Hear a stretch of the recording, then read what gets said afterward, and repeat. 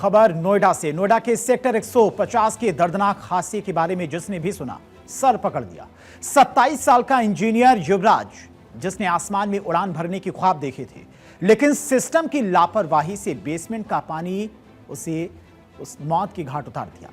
कितना अजीब है, एक पिता अपनी बेटी की गुहार सुनता रहा, पापा मुझे बचा लो, मैं मरना नहीं चाहता हूं। मौके पर मौजूद लाचार पिता कुछ नहीं कर पाया और 27 साल के इंजीनियर युवराज की जिंदगी को बेसमेंट का पानी लील गया।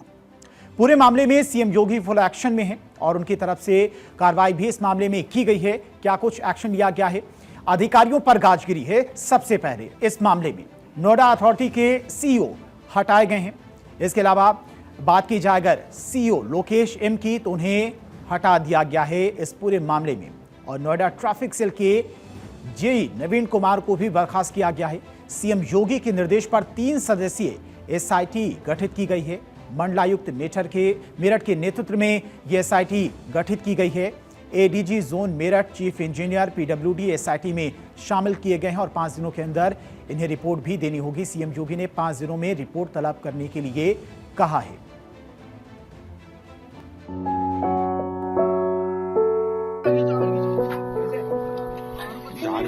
आदमी पैर ही नहीं चल रहा।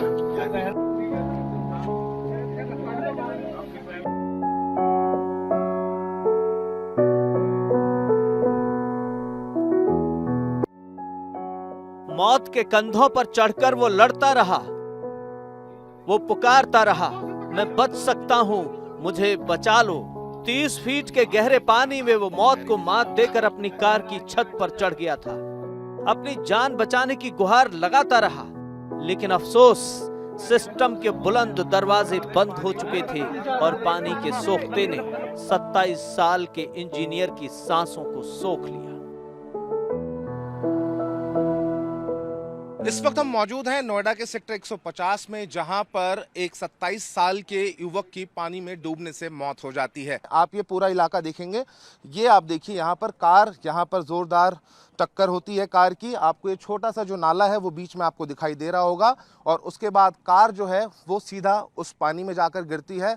जब युवराज बाहर निकलने की कोशिश करते हैं लेकिन वो नाकाम रहते हैं, फिर आनन फानन में वो अपने पिता को फ़ोन करते हैं, क्योंकि जो युवराज की सोसाइटी है यहाँ से महज कुछ ही मीटर की दूरी पर है। उनके पिता यहाँ पर पहुँचते हैं और 12 बजे के बाद जो उनके पिता हैं वो डायल 100 पर फ़ोन करते हैं, जिसके बाद जो कॉल है वो 12:25 पर दर्ज की जाती है। पुलिस के जो आला अधिकारी हैं वो सभी लोग यहाँ पर पहुँचते हैं। एनडीआरएफ की टीम, एसडीआरएफ की टीम भी यहाँ पर पहुँचती है, लेकिन कोई भी युवराज को निकालने में कामयाब नहीं हो पाता है। 2 घंटे जान रहे हैं ना, युवराज पूरे 2 घंटे तक अपनी जान बचाने के लिए चीखता चिल्लाता रहा, गुहार लगाता रहा, लेकिन 2 घंटे तक उसकी चीखें सुनने वाला कोई नहीं था, बचाने वाला कोई नहीं था। रात के सन्नाटे में कानों को चीर देने वाली 27 साल के इंजीनियर की चीखें सुन तो सब रहे थे, लेकिन मौत को डपट कर कोई भगा दे ऐसा जिगर वाला वहां कोई था ही नहीं। सर्द रातों में ठंडे पानी का खौफ इतना ज्यादा था कि जिम्मेदार अपनी जान में ही लगे रहे, ठंडे का बहाना बनाने में लगे रहे और चीखते चीखते हमेशा के लिए शांत हो गया युवराज। ये एक ऐसी घटना है कि तो जंगल में भी आदमी को बचाया जा सकता है और ये जंगल से बुरे हालात हैं यहाँ पे। आप सोचिए कि कुछ दिन पहले इस हादसे से एक ट्रक गया है यहाँ पे इसी पर्टिकुलर स्पॉट पे और उसने पूरा रास्ता तोड़ दिया है। उस दिन अगर प्रशासन जाग गया होता, हैड दे टेकन द कि समझते आना चाहिए, चीजें करनी चाहिए, तो वो हादसा टल सकता था। वो कॉल उनके फादर ने जब कॉल किया तो सोसाइटी में हमारे पास मैसेज ही 2 घंटे बाद अपडेट हुआ है, तो तब तक तो बच्चा ऑलमोस्ट हम खो चुके थे। जो फायर ब्रिगेड है वो ट्रेंड होती है ये सब चीज़ों को हैंडल करने के लिए, और ये ऐसा भी कोई समंदर नहीं है कि यहाँ सैलाब आ रहा है, यहाँ पे कोई तूफान आ गया है, रुका हुआ पानी है। अगर एक बार वो प्रयास करते और वो नहीं बचता तो अलग बात था। प्रशासन जब कल अभी जो घटना घटी है, 2.5 घंटे तक मेरे युवा भाई ने अपने आप में संघर्ष किया और यहाँ 150-200 लोगों की भीड़ होने के बाद भी कोई उसे बचाने लायक नहीं। तो प्रशासन को ध्यान देना चाहिए, खासकर अथॉरिटी को। ये प्राइम लोकेशन है सेक्टर 150, जो नोएडा की सबसे प्राइम सेक्टर बोला जाता है, उसके साथ ये हालत है, बाकी जगह क्या होगा। युवराज की मौत से बड़ा गम यह है कि मौके पर सब मौजूद थे। युवराज के पिता भी वहां मौजूद थे। युवराज के पिता अपने बेटे की चीखों को सुन रहे थे। युवराज अपने फोन की टॉर्च जलाकर चिल्लाता रहा, पापा मुझे बचा लो, मेरी कार डूब रही है। लेकिन एक बेबस लाचार पिता सिस्टम से हार चुका था और उसके सामने उसके बेटे की मौत हो गई। मेरा बेटा तो बचाव के लिए संघर्ष कर रहा था और हमको बोल रहा था, रिपीटेडली बोल रहा था फोन पर जब भी बात हो रही थी कि पापा बचाओ, पापा बचाओ, हेल्प हेल्प भी चिल्ला रहा था ताकि कोई जनरल पब्लिक भी उसको मदद के लिए कुछ कर दे।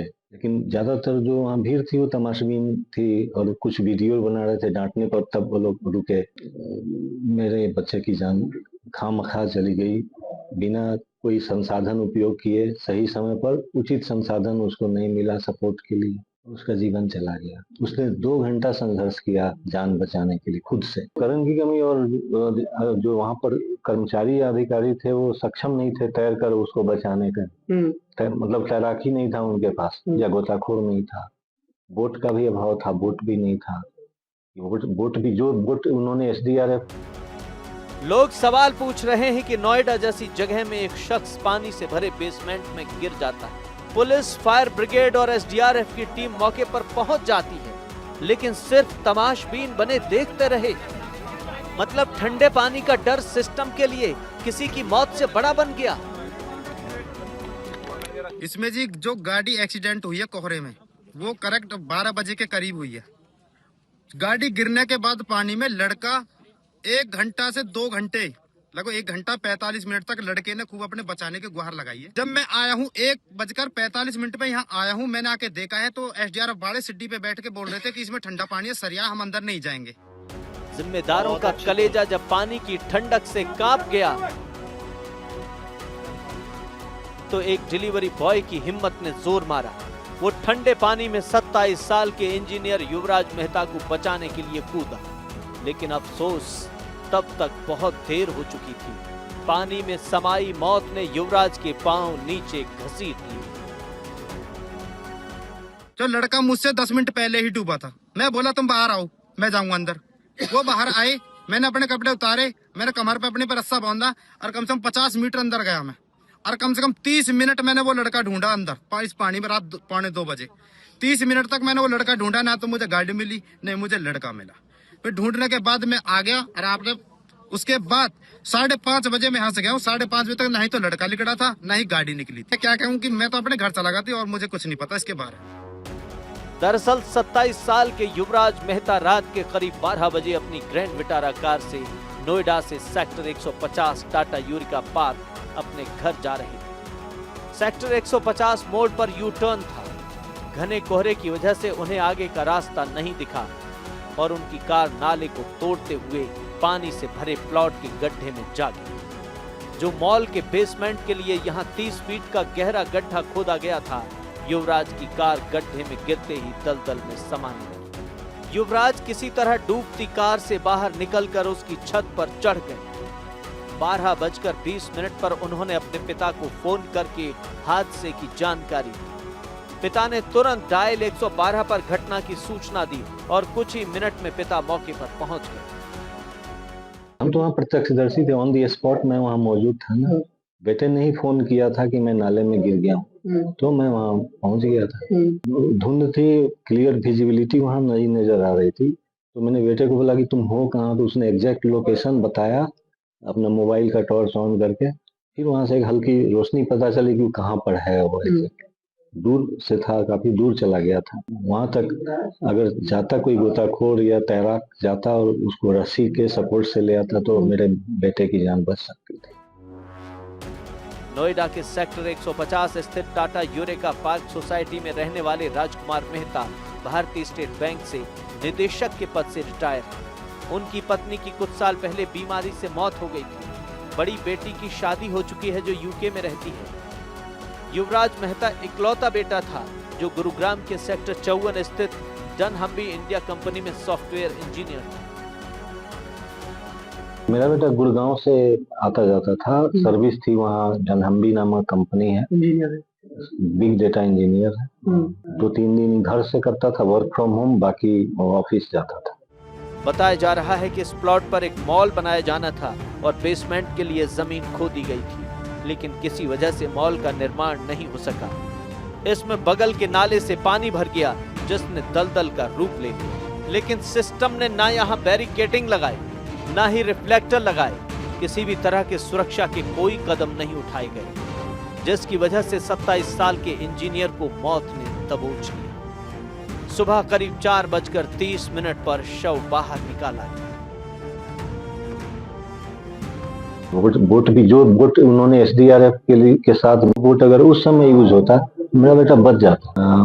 12 बजे का ये घटना है और 2:30 बजे के करीब में मेरे बेटे का संकेत आना, उधर से लाइट आना बंद हो गया था। मतलब लगा कि अब वो थोड़ा सा सपोर्ट मिलता तो वो बच सकता था। 6 बजे रेस्क्यू ऑपरेशन शुरू हुआ, फिर उसका बॉडी करीब 1 घंटा लगा रिकवर हुआ। गहरे प्लॉट में भरे पानी में कार डूबने से हुई युवराज की मौत के बाद नोएडा से लखनऊ तक हड़कंप मच गया है। घटना के बाद नोएडा से लेकर लखनऊ तक अधिकारियों की सांसें अटकी हुई। सीएम योगी आदित्यनाथ एक्शन में। मुख्यमंत्री योगी आदित्यनाथ के कड़े रुख के बाद नोएडा अथॉरिटी ने आनन फानन में जेई को बर्खास्त कर कई अधिकारियों को नोटिस थमाया। आशुतोष सर, आपने मौका मुआयना किया, क्या कुछ कमियां आपको यहाँ पर लग रही हैं और क्या कुछ यहाँ पर होना चाहिए था? ओपन है और इसमें सारी चीजें हैं, हम लोग देख रहे हैं। हम उच्चाधिकारियों को जो है रिपोर्ट देंगे कि इसमें क्या कार्रवाई हो सकती है और कैसे पब्लिक सेफ्टी के लिए और हम बेटर कर सकते हैं। क्योंकि ये स्पॉट जो है आशुतोष सर, जैसे यहाँ पर जो लोकल लोग हैं जो यहाँ पर रहते हैं, उनका ये कहना है कि ये पहला हादसा नहीं है, इससे पहले भी कई बार हादसे हुए हैं। तो आपको क्या कमियां यहाँ पर नजर आई? आप यहाँ पर मौके पर पहुँचे हैं। रोड है, रोड का कर्व है, ये कोई अगर व्हीकल तेज आता है तो नुकसान होने की आशंका दिख ही रही है। तो इसको जो है यहाँ सेफ्टी के लिए प्रिकॉशन लेने होंगे। नोएडा ट्रैफिक सेल के जूनियर इंजीनियर नवीन कुमार को बर्खास्त कर दिया गया। कई अधिकारियों को नोटिस जारी किए गए। 2 builder MJ wish town planners और लोटस ग्रीन के खिलाफ केस दर्ज किया गया। लोटस बिल्डर से आवंटन और निर्माण कार्य की रिपोर्ट मांगी गई। सभी निर्माणाधीन परियोजनाओं की सुरक्षा ऑडिट के निर्देश दिए गए।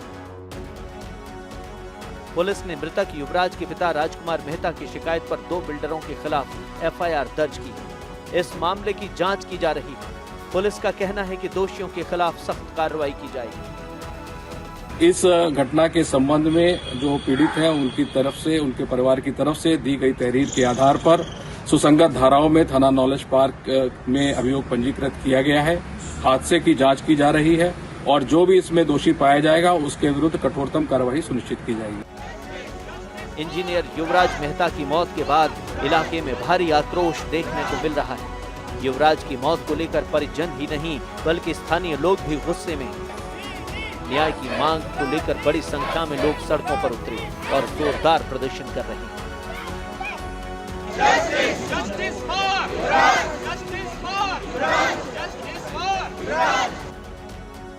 ये लापरवाही अभी की नहीं है, ये बहुत पुरानी लापरवाही है। बताया जा रहा है कि यहाँ पहला हादसा नहीं हुआ है, बल्कि इससे पहले भी कई हादसे हो चुके हैं। डिलीवरी बॉय मुनिंदर का कहना है कि वो इससे पहले भी यहाँ एक युवक को बचा चुका है। सेम घटना हुई है बिल्कुल 15 दिन पहले रात को 1:30 बजे करेक्ट। ट्रक के साथ मैं चल रहा था, 18 टायर वाला ट्रक था। मैं उसके साथ चल रहा था धुंध में। जब मैं उसके पीछे चल रहा था कुछ ही कदम दूरी पे, तो मैंने देखा कि ट्रक के दोनों टायर फटे थे एकदम बहुत तेज। क्यों, नाले के ऊपर सरिया लगे हुए थे, निकले हुए थे। ट्रक जो है जोहड़ के ऊपर लटका हुआ है, इसमें अटका हुआ है, वो नीचे पानी है। उसने जमीन समझ के वो जोहड़ में ही दाग गया। मैं ट्रक पे चढ़ा ऊपर भाग के जल्दी से। मैंने ट्रक पे दोनों साइड से ऐसे रस्सा खोल के मैंने उस भाई के पास फेंक दिया। मैं कहा भाई तुम इस रस्सा के सहारे थोड़ी देर बचे रहो, मतलब लटके रहो इस रस्सा से, जो आप पानी के अंदर ना जाओ। उसे निकालने में ड्राइवर ने मेरे साथ मिलकर ड्राइवर को निकलवाया। युवराज, तुम्हारी मौत का जिम्मेदार कोहरा है।